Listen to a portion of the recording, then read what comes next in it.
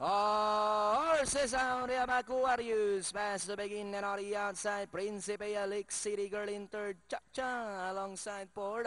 Then comes Toyota Mobile and trailing the group is Pagano. Going along for the first turn we have back Warriors and on the outside is Principe Alex to take the lead.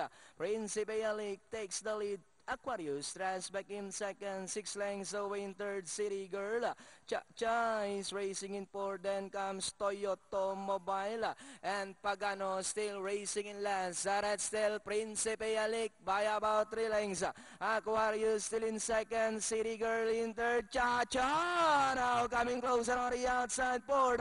Principe Alik, Aquarius, City Girl, Cha-Cha is on the outside. 3 runners fighting it out for the lead. City Girl on the outside is Cha-Cha. Principe Alik is down on the inside. And that's still Principe Alik. Cha-Cha is on the outside. City Girl in third.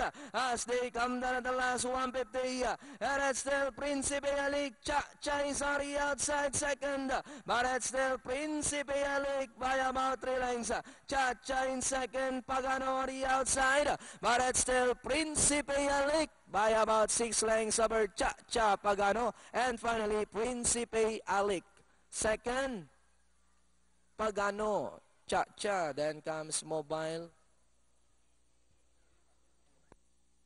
4-5, it was Principe Alik. That's 7-2-4-5, Chris Garganta.